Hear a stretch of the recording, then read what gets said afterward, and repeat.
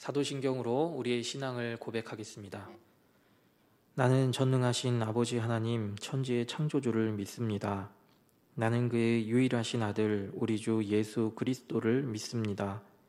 그는 성령으로 잉태되어 동정녀 마리아에게서 나시고 본디오 빌라도에게 고난을 받아 십자가에 못 박혀 죽으시고 장사된 지 사흘 만에 죽은 자 가운데서 다시 살아나셨으며 하늘에 오르시어 전능하신 아버지 하나님 우편에 앉아 계시다가 거기로부터 살아있는 자와 죽은 자를 심판하러 오십니다. 나는 성령을 믿으며 거룩한 공교회와 성도의 교제와 죄를 용서받는 것과 몸의 부활과 영생을 믿습니다. 아멘. 찬송가 546장 찬양하겠습니다.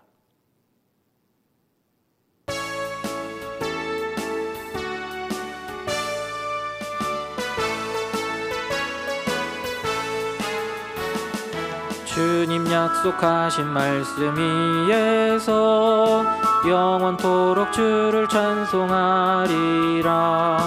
소리 높여 주께 영광 돌리며 약속 믿고 굳게 서리라. 굳게 서리 영원하신 말씀 위에 굳게 서리 굳게 서리 그 말씀 위에 굳게 서리라. 주님 약속하신 말씀 위에서 세상 염려 내게 엄습할 때에 용감하게 힘써 싸워 이기며 약속 믿고 굳게 서리라. 굳게 서리 영원하신 말씀 위에 굳게 서리 굳게 서리 그 말씀 위에 굳게 서리라. 주님 약속하신 말씀 위에서 영원하신 주의 사랑 힘입고 성령으로 힘써 싸워 이기며 약속 믿고 굳게 서리라. 굳게 서리 영원하신 말씀 위에 굳게 서리 굳게 서리 그 말씀 위에 굳게 서리라. 주님 약속하신 말씀 위에서 성령 인도하는 대로 행하며 주님 품에 항상 안식 얻으며 약속 믿고 굳게 서리라. 굳게 서리 영원하신 말씀 위에 굳게 서리 굳게 서리 그 말씀 위에 굳게 서리라.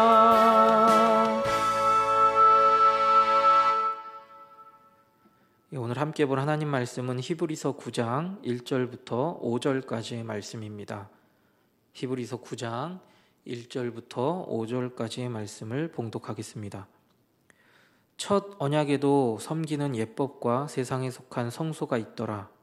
예비한 첫 장막이 있고 그 안에 등잔대와 상과 진설병이 있으니 이는 성소라 일컫고 또 둘째 휘장 뒤에 있는 장막을 지성소라 일컫나니 금향로와 사면을 금으로 싼 언약궤가 있고 그 안에 만나를 담은 금 항아리와 아론의 쌍난 지팡이와 언약의 돌판들이 있고 그 위에 속죄소를 덮는 영광의 그룹들이 있으니 이것들에 관하여는 이제 낱낱이 말할 수 없노라. 아멘. 지난 시간에 히브리서가 기록된 목적에 대해 말씀을 드렸습니다. 히브리 그리스도인들에게 구약은 정말 친숙한 말씀이지요.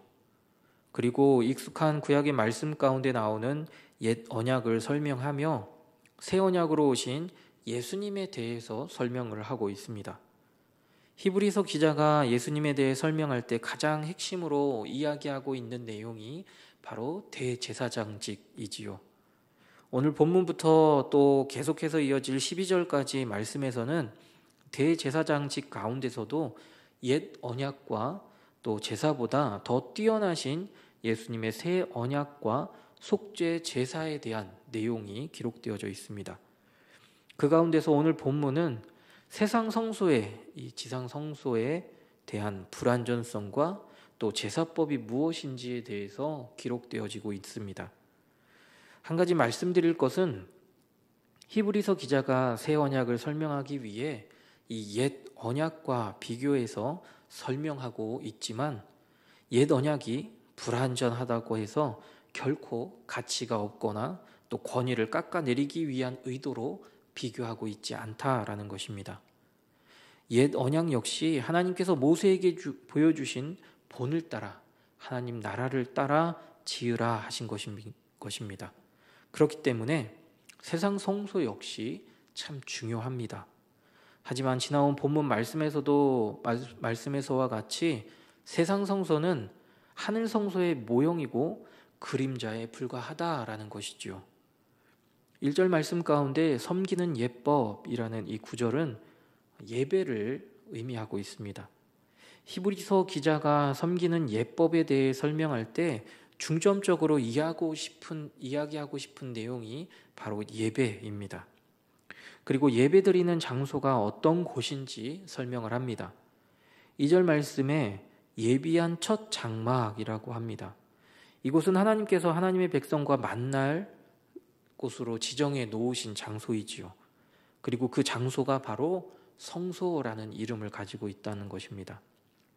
성소 안에는 등잔대가 있고 그 등잔대를 마주보고 상과 또 그 상 위에 진설병이 놓여 있다라는 것입니다.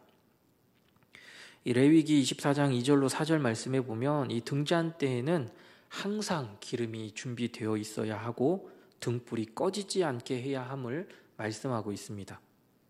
이 등잔대는 하나님의 빛, 또 진리의 빛을 상징합니다. 하나님께서는 불꽃 같은 눈동자로 하나님의 자녀들을 빛으로 비추시며 또 바른 길로, 올바른 길로 인도해 주십니다. 그림자와 모형 같은 구약의 성소에서도 하나님은 당신의 빛을 세상 가운데 보여주시기 위해 이러한 성소에 또 등잔대를 두시고 사람들이 성소에 올 때마다 그 의미를 기억하며 하나님께 마음을 두고 살아가기를 간절히 원하셨던 것이죠. 다음으로 상과 또 상 위에 항상 두 줄로 6개씩 12개의 진설병이 올려져 있어야 합니다. 레위기 24장 6절 말씀에 보면 이 상을 여호와 앞 순결한 상이라고 표현하고 있습니다.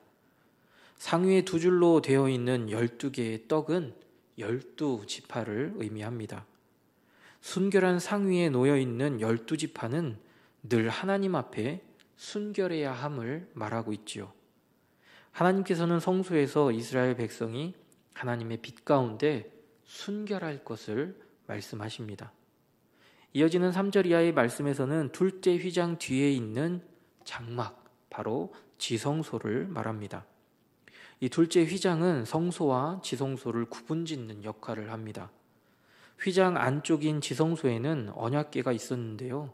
그 언약궤 안에는 만나와 또 아론의 쌍난 지팡이와 또 두 돌판이 있었다고 합니다. 세 가지 모두가 하나님과 인간 사이에 기억해야 할 말씀들을 생각나게 하는 성물들입니다. 먼저 만나를 한번 보시길 바라요. 만나는 하나님께서 이스라엘 백성을 애굽 땅에서 인도하며 광야에서 먹이신 양식입니다. 만나를 보며 이스라엘 백성은 자신들을 인도하시고 또 먹이시고 돌보신 하나님의 사랑을 기억하게 되지요. 그리고 아론의 쌍난 지팡이는 어떨까요? 지난 시간에 하나님께서 모세를 통해 대제사장 직분을 감당할 아론의 지파들을 세우신 것에 대해서 이 고라와 다단과 아비람이 반기를 들고 또 그들을 추종하는 자들과 함께 반역을 했던 모습을 기억합니다. 그때 하나님께서 언약궤 앞에 12지파의 대표 이름이 적힌 지팡이를 두라고 명령을 하십니다. 하나님께서 당신께서 지도자로 택한 지파의 지팡이에 하룻밤 사이 싹이 날 것을 말씀하셨습니다. 하나님의 말씀대로 다음날 지팡이에 싹이 나고 순이 나서 꽃이 피고 살구 열매를 맺은 지팡이가 있었는데, 하나님께서 선택받은 지파는 바로 아론의 지파였던 것이죠. 이 일로 모세와 아론에 대하여 원망하던 것을 그치게 하셨습니다. 그리고 이 일을 후손 대대로 기억하며 패역하지 말 것을 말씀하셨던 것이지요. 만나와 또 아론의 쌍난 지팡이는 믿음의 사람들이 대대로 교훈을 삼도록 언약궤 안에 두신 것입니다. 오늘날도 마찬가지죠. 저와 여러분이 말씀을 대하면서 하나님의 말씀에 순종하며 하나님의 일하심과 또 하나님의 사랑을 기억할 수 있는 것도 말씀을 통해 하나님께서 저와 여러분을 인도하고 계시기 때문입니다. 완전하지 않은 지상의 성소도 하나님께서는 그 성소를 통해 하나님의 일들을 말씀해 주시고 또 기억나게 하십니다. 지금도 그렇지요. 하나님은 말씀을 통해 저와 여러분이 믿음 안에서 어떻게 이 땅에서 생활해야 할지를 말씀해 주고 계십니다. 바라기는 오늘 이 하루도 우리 각자의 심령 가운데 주시는 하나님의 말씀을 기억하면서 하나님의 말씀 앞에 순종하며 살아가는 저와 여러분의 귀한 믿음의 삶 될 수 있기를 간절히 소망합니다. 기도하겠습니다. 사랑과 은혜의 아버지 하나님, 우리를 위해 하나님과 만날 수 있는 거룩한 성소를 마련해 주시고 그 속에서 하나님의 말씀을 듣게 하시니 참 감사합니다. 오늘도 우리의 간구에 귀 기울여 주시고 하나님의 때를 기다리며 잠잠히 기다리는 믿음과 신앙인이 될 수 있도록 주님 인도하여 주옵소서. 우리 노은중앙교회와 미얀마 양곤 한인중앙교회를 기억하여 주시고 복음의 등불을 밝히 비추는 교회들이 되게 하여 주옵소서.